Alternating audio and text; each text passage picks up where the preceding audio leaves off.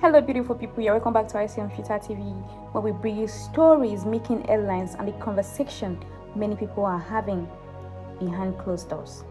Well, today's report is packed with politics, public reaction, and questions about leadership and accountability and the future of Nigeria. Well, let's begin with the political drama that continues to generate debate across the country.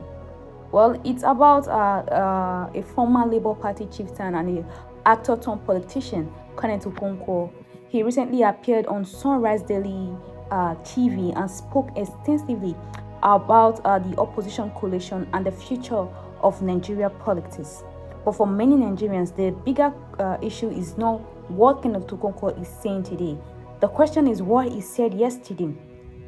This is the same Kenneth Okonkwo who once passionately defended Peter Obi and repeatedly described him as the best option for Nigeria during the 2023 election campaign. He was one of Obi's strongest advocates. He traveled, granted interview, and vigorously sold the Obi movement to Nigerians. Well, you can see this video. So everybody is looking for survival of Nigeria and is looking for a way of escape. Peter Obi is now the symbol of that escape, and everybody should fall in line. If I see His Excellency Atiku Abubakar, if I see Bola Tinubu, I will beg them to step down and join Peter Obi. And you think they would become president? Look at, for example, when they were going into a meeting. Well, today, however, the relationship has completely broke down. Many supporters of Obi believe that Kenneth has become one of Obi's harshest critics, to the point that of even calling him a scam. Some even accuse him of attempting to discredit the same political movement he once helped. Here is the video. Because of leaders like this, that is why Southeast has been coming last in Nigerian politics. Southeast people are marginalized in the federal government. We fight to eat, and after that, some of our leaders are calling us and scamming us. I told them that Peter is going to scam them. Yeah, but that is a political con man. Look at what is happening. I'm saying that again. He will go to diaspora. I don't give shish, but you collect shish. Mr. Okonkwo, I think it's important. I think it's important to. So now, what exactly changed? Was Kenneth Okonkwo wrong when he praised Peter Obi then, or is he wrong now when he's criticizing him? Politics often creates strange alliances and even stranger separation, but many Nigerians are struggling to understand how someone can move from describing the politicians as the country's best hope to becoming one of his largest critics. Regardless of where one stands politically, this development remind us that loyalty in politics can be temporary, while personal interests and political calculation often remain permanent. And I think that is what this is about, all of this. I think that is what it's about, because I don't understand today you are praising someone, tomorrow is a different thing entirely. Well guys, another story generating reaction comes from Oyo State. For some reason, Oyo has been trending since past weeks and is still trending. Some residents were seen expressing excitement after receiving 1 kg sachet of Semovita during an outreach program associated with an APC candidate.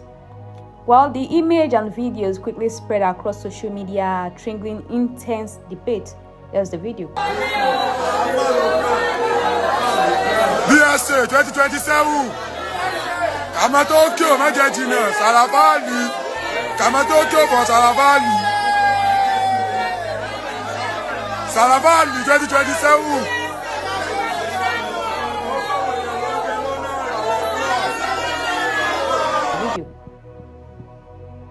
Well, this reflects a deeper problem in Nigeria politics, where citizens are often reduced to accepting temporary gifts instead of demanding long-term solution. Many Nigerians question why communities facing insecurity, poverty, unemployment, and poor infrastructure would celebrate food donation from politicians. This issue is not just about Semovita. The issue is whether voters are being encouraged to exchange their political power for short-term benefits. Supporters of sought-after program argue that helping people with food is not necessarily wrong, especially during difficult economic times. Giving is not the issue. The issue is, who are those giving? APC, as in a political party, giving to the people. This is obviously a campaign strategy. And I'm concerned about the people receiving the Semovita. Because the same government that couldn't do anything about the school children and teachers that was kidnapped in the school, that was kidnapped in your state, you're collecting Semovita and as well endorsing them. That is very shameful. Food distribution should never replace accountability. Citizens deserve quality education, security, healthcare, jobs, and economic opportunities, not occasional hangouts during political seasons. Now to a very important security-related development. We saw this woman, Rachel, the adopted principal of the community, same Oyo. She came publicly to challenge some reports circulating about her kidnap ordeal. According to her statement, she says certain media reports claimed that the kidnappers demanded ransom of 1 billion naira and insisted on the implementation of Sharia law across Nigeria. She says those reports are false, that the news is not real. She said people are adding to their problems. The principal explained that such claims do not accurately represent what happened during their captivity. Well, this is the video. Everyone, please, I have come to make some clarifications. Today makes it the 24th day that we have been in this place. And it seems that some people are making our problems to be complicated already. We were shown some print media where it was stated that these people that abducted us requested for release of some people. They requested for 1 billion naira. They requested for Sharia to be entrenched in the country. These are not true. They are just. Anyways, these developments are light and important issue in this present information age.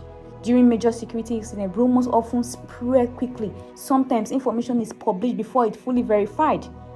But this information actually came from Right Honorable Debo, Speaker, State House of Assembly. So who is actually saying the truth and who is wrong? A clarification serves as a reminder to journalists, bloggers, and social media commentators, including me. We must prioritize accuracy, especially when reporting sensitive matter involving lives and religion and national security.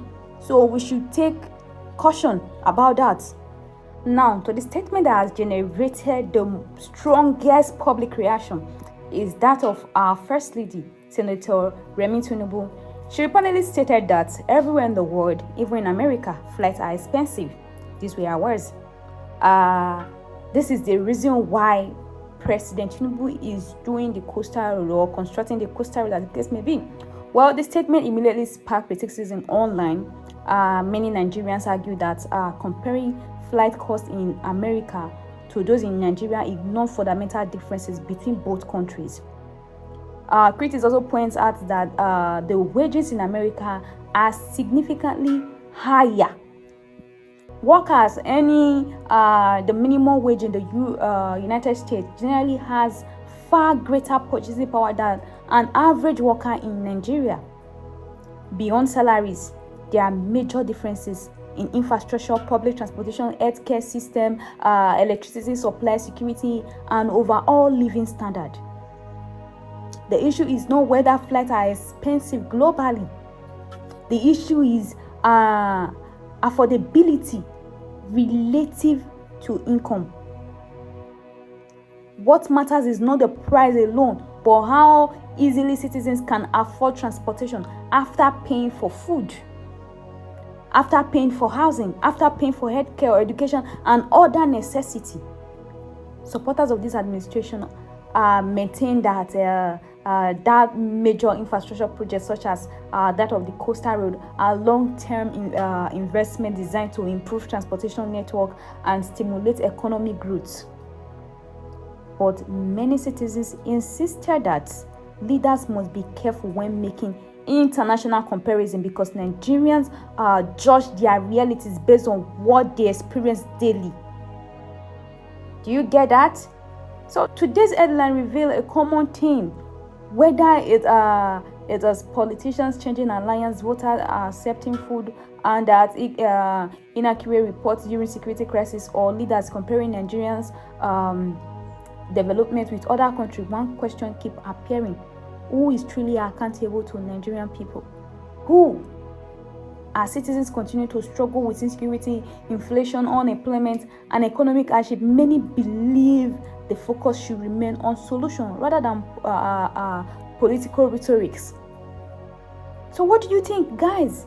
I want to hear from you. Was Kenneth Okonkwo justified in his criticism of Peter Obi? Should voters celebrate food donation from politicians? Do you agree with the comparison between America and Nigeria? And what lesson should the media learn from this kidnap principal clarification? Drop it out in the comment section. And if you're new here, don't forget to like this video, share, subscribe, and turn on the notification button. And if you haven't subscribed yet, if you've been following and you're not a subscriber, please subscribe. This is Asi on Future TV, bringing you the stories behind the headlines. See you in my next video. Nigeria is such a great country, and now you can see airports emerging. So I know you will say, oh, the flights are so expensive. Everywhere in the world, even in America, flights are expensive. And that's why Mr. President is doing the coastal roads. Not only coastal road, even trying to have rail lines. And so I know the previous administration started the rail line, and we continue, we keep building. Nigeria has a huge future ahead of it. And by the grace of God, very soon, we all will be beneficiaries of the success of what Nigeria will become.